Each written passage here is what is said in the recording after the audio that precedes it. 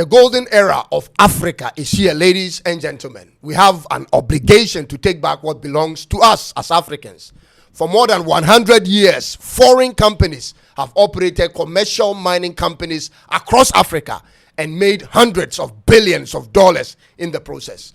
Their bullions are full in their countries with gold they never mined in their countries. They've taken so much and left us with nothing. They've blasted and leveled our mountains and dug under our homes for more than 100 meters, ladies and gentlemen. That's how deep they've gone. They still want more, and they won't stop on their own unless they completely deplete what we have, or we stop them. Predatory stopped them, and France is gasping for air right now. In the coming 2 to 3 years, in Ghana, ladies and gentlemen, many of Ghana's large-scale mining companies, their leases will expire. If you didn't know, many of them, including those who have taken the concessions without any mining activities on them, are going to have their lease expire. Their 30-year lease will expire. As a matter of fact, that is what happened in Damai mines in Ghana.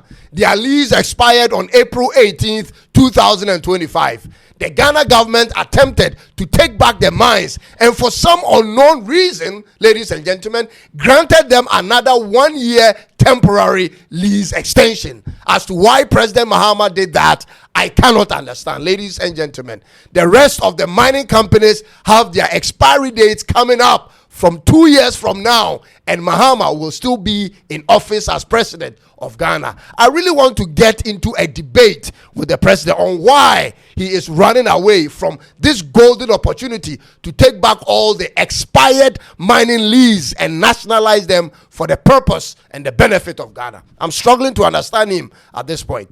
You have the numbers in parliament now. You can pass the law to stop every mining company which has their lease expiring from selling it to another company. You have the numbers to do that. This is totally legal and doable, Mr. President. Why did you have to give Damai another 1-year extension?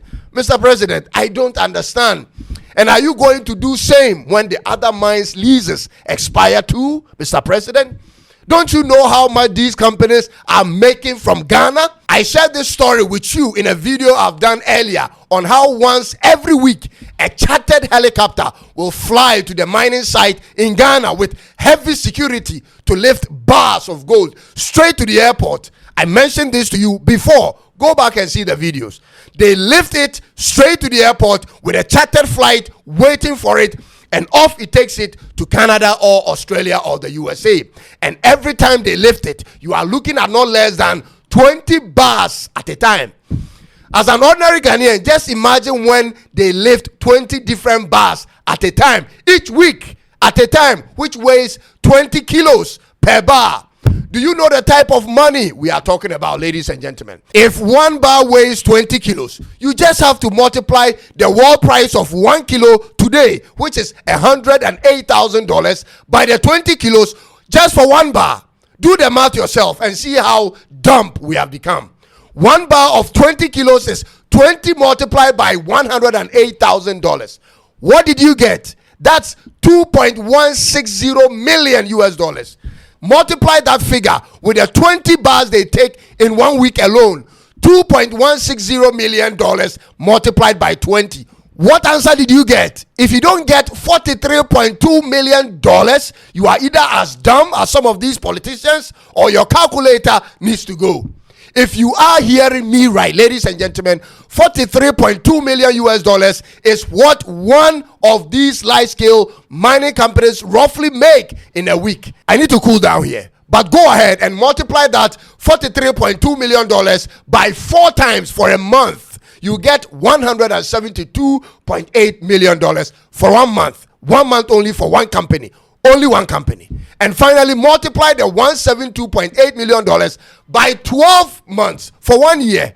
You are seeing it right, ladies and gentlemen. The figure you are seeing there is right. Every year, one of these mining companies makes over $2 billion from us. Ask yourself this: how many mining companies are operational in Ghana and in other parts of Africa? This is the rough list. Let me give you what is happening in Ghana. Ghana has about 14 foreign-owned companies, mining companies operational in this country. South Africa has about 90. Guinea has about 4. Tanzania has 6, and so on. The majority ownership of almost all these companies are foreigners, ladies and gentlemen. The most painful part in all this is how they got the mining leases or the concessions in the first place. Ladies and gentlemen, some African presidents and ministers of state are some of the most dumbest and most wicked and most careless people you can find on earth. Do you know how these foreigners get these concessions, ladies and gentlemen? They get it literally for free. They come in with the intention of doing explorations, and we allow them to do it virtually for nothing. And before you know it, they've registered companies in the country, and they go ahead and apply for those concessions, and they are given. And they always have some local person or lawyer leading the way. They don't buy them like everybody does. They take them. You see them fake around in the bushes as though they are doing something serious or some serious explorations. And many times it's all a lie. They do a few drills here and there and immediately see the mineral deposits in the land, and off they go with that data and sell it. They go and sell it. They sell the data of our properties to companies when we have received nothing from them. Listen, almost all the original companies who took the concessions in Ghana got it for free, I'm telling you. And the government negotiated for some silly percentage for the state, leaving the chunk of the shares of that company to the foreigners and the politicians. Sometimes what's even more crazy is when state lawyers and the lawyers for these foreign companies collude to write leases that ends in languages like shall be renewable or will be renewable. So whenever the lease comes to an end, there is another clause where it says it shall be renewable or will be renewable. Who does this? If you have taken my property for 30 years and the time is up, shouldn't the property return to me first of all before any further discussions can be had, ladies and gentlemen? This is the chaos and the wickedness ministers and lawyers engaging against the state all across Africa. These were the types of contracts that were signed in Burkina Faso that triggered the good captain Ibrahim Traore to take over. This is why he attacked the mines first time upon seizing power. He understands the fictitiousness of the laws that were signed in favor of politicians and the foreign companies against the state, and the repercussions it's leaving for the state. Ladies and gentlemen, there wasn't any way around it except to terminate mines that aren't operational and nationalize those whose leases had expired. Ladies and gentlemen, this is what true leadership does for the people. There are many of such idle mines in Africa, especially in Ghana, which if an indigenous person wants to mine it, he will have to buy from a foreign company for millions, even though they haven't invested much into it. They take it and keep security people on it and look for buyers, something which cannot be done in any part of the world but in Africa. Many times they take it, put security around it, and when the local farmers who have farmed on these lands for centuries want to get on the farms and work, they block them. Ladies and gentlemen, they deny them access. They can block tens of hundreds of square kilometers of lands from public access. Listen to me. Our success as Africans is tied up to the natural resources that we have. That's why God gave us so much. We cannot sit aside for foreigners to control it. This is especially to members of the ruling NDC party. Listen, the fanfare is enough. The excitement has to cease for real work and scrutiny to begin. The money we need to run this country is with the mining companies. As I speak to you, they control it.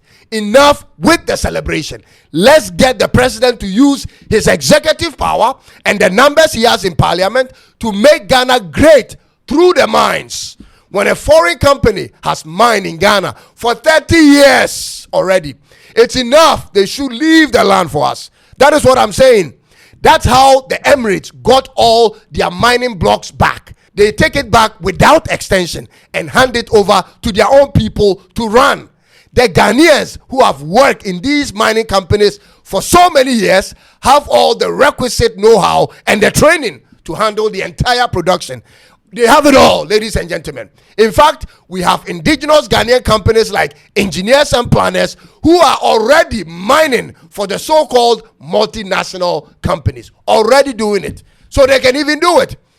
They are all well capable to handle them on behalf of the state, ladies and gentlemen. We need to let the money stay right here. Can't we take a lesson from what Trump is doing for America? Can't we put our nations first for once, Mr. President? You have a serious role to play. We have to take back all the mining companies with no activities on it, first of all, and take back all the mining companies whose leases have or are about to expire. Don't extend their lease, Mr. President. Take it for the state. We can run it. Please do this for Ghana, Mr. President. It will change our fortunes forever. We need to own and operate all those mines ourselves. It's time, Mr. President. It's time. Ladies and gentlemen, thank you for taking time to watch this. And I'll see you with another one. God bless our homeland Ghana and make our nation great and strong. God bless Africa. Be generous to subscribe if today is your first time here. It is bye-bye for now.